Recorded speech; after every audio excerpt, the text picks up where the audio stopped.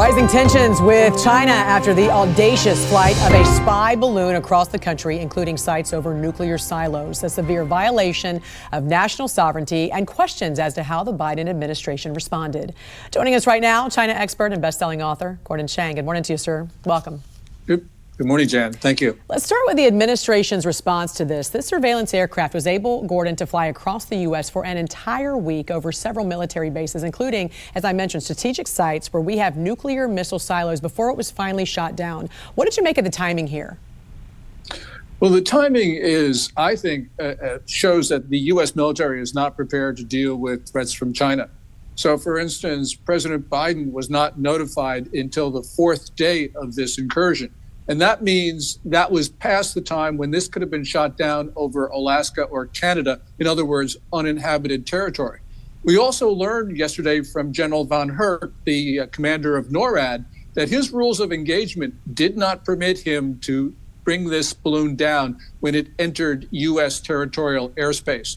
So really what we have here is not so much a political failure on the part of the president, but a failure on the part of the Pentagon. And the American people need to look at this very closely. Because we're also learning, Gordon, this is not the first time China has spied on the U.S., far from it, in fact, but the audacity, the gall, it seems like China has elevated their risk at this point.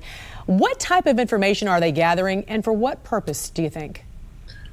Well, this balloon flew over Maelstrom, Minot, F.E. Warren, Offutt, and Whiteman Air Force bases. And those, as you point out, they're ICBM, intercontinental ballistic missile sites. Offutt is where Strategic Command is headquartered. This looks like they're preparing a first strike on the U.S.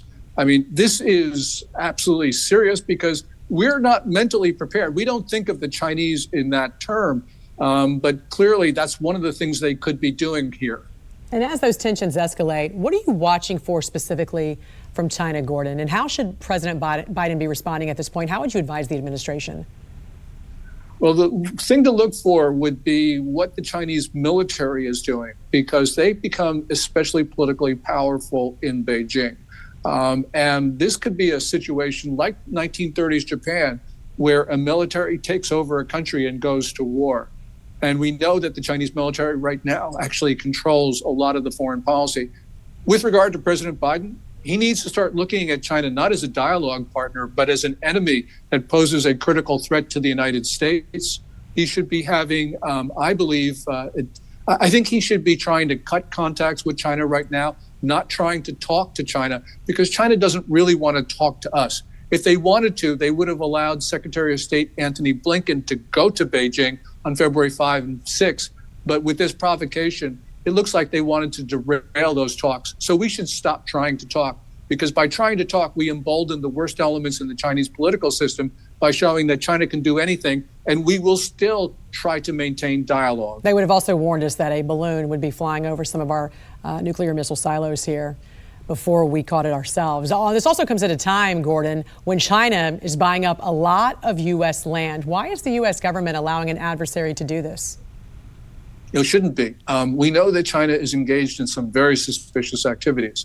There's been a lot of publicity, for instance, about the Grand Forks Air Force Base, where a Chinese company bought 370 acres within 12 miles. But we also know in Oklahoma, there are very, very concerning and troubling developments. So, for instance, there are these illegal Chinese marijuana grows. There was gangland murders. 4 Chinese nationals were killed. There are hints that China is actually basing child sex trafficking operations on Oklahoma land. In Oklahoma, the Chinese parties are building fences. And everybody in Oklahoma has a fence, but people in Oklahoma build fences to keep people out. The Chinese are building fences to keep people in.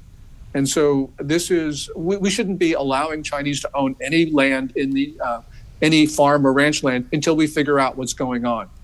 Also, we have to talk about the infiltration of TikTok. Chinese video streaming app has alarmed lawmakers and privacy experts all around the world. How dangerous is TikTok, Gordon? How worried should we be? We should be extremely concerned because TikTok poses 2 national security threats.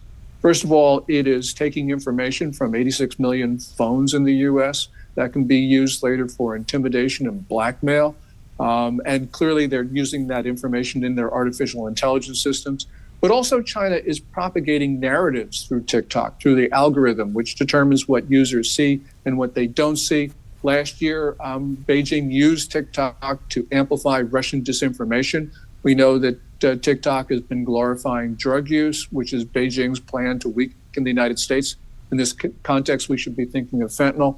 So TikTok should not be allowed in the U.S. unless it's entirely owned by a U.S. company, which controls the algorithm. Control of the algorithm is critical. China expert and best-selling author Gordon Chang, always a pleasure to talk to you and get your expertise on this subject. We appreciate you joining us this morning here on the National Desk. Have a great week. Thanks, Jan.